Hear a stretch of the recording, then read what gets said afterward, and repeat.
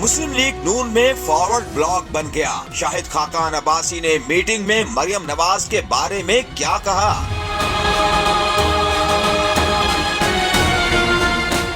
आरिफ हमीद भट्टी ने नून लीग के अंदर की बातें बता दी। सीनियर सहाफी आरिफ हमीद भट्टी ने कहा है कि मुस्लिम लीग नून के एक अहम रहनुमा से उनकी मुलाकात हुई है और उस सीनियर रहनुमा ने उनसे कहा है कि इसहाक डार ने हमें अपने घर वालों का सामना करने के काबिल नहीं छोड़ा है, उसने मईशत को तबाह कर दिया है।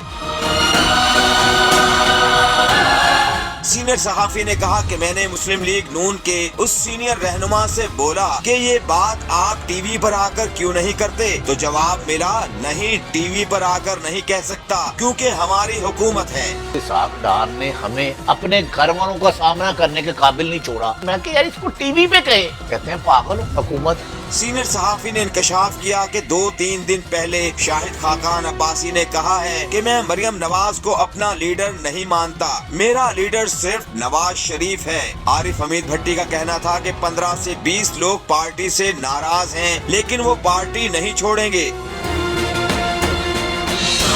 सीनियर सहाफी ने मजीद कहा कि इस हुकूमत से ये उम्मीद न रखें कि ये आपको मुआशी तबाही की दलदल से निकालेंगे। इनमें से कुछ लोग ही वजह हैं आपको मुआशी तबाही की दलदल में फेंकने की, और अगर बंद कमरों में बैठने वालों ने अपने फैसले रिवर्स न किए तो वो भी बराबर के शरीके जुर्म हैं।